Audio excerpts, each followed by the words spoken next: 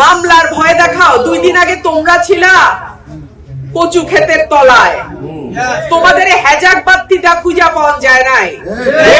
আজকে তোমরা আমার নেতা কর্মীকে মামলার ভয় দেখাও। মানুষ যখন টের পায় পরাজয় আসতেছে, মানুষ অনেক রকম ভয় দেখায়। আমার একটা কর্মীর গায়েও যদি একটা পশম কেউ ধরার সাহস করে, তার জবাব তাকে আমার কাছে দিয়ে যাইতে হবে। যখন তোমার কেউ ছিল না তখন ছিলাম আমি, এখন তোমার সব হয়েছে।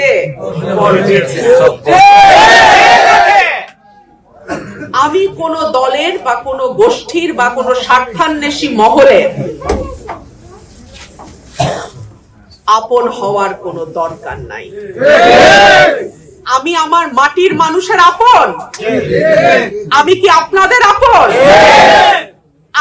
আমি কি আপনাদের ঘরের সন্তান?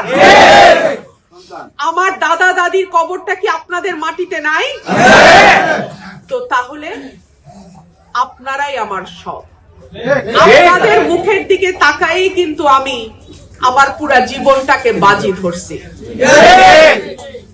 আপনাদের কাছে আমার বিনীত অনুরোধ থাকবে, মানুষ ভয় দেখাবে।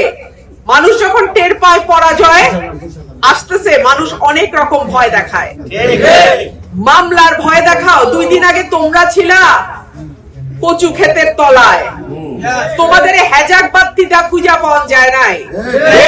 আজকে তোমরা আমার নেতা কর্মীকে মামলার ভয় দেখাও। এত বড় চর্বি হয়ে গেছে 15 মাসে যে আমার নেতা কর্মীদেরকে তোমরা হুমকি দাও। আমি কাউকে হুমকিও দেই না, ধমকও দেই না, তবে বিনীতভাবে বলি, আমার একটা কর্মীর গায়েও যদি একটা পশম কেউ ধরার সাহস করে, তার জবাব তাকে আমার কাছে দিয়ে যাইতে হবে।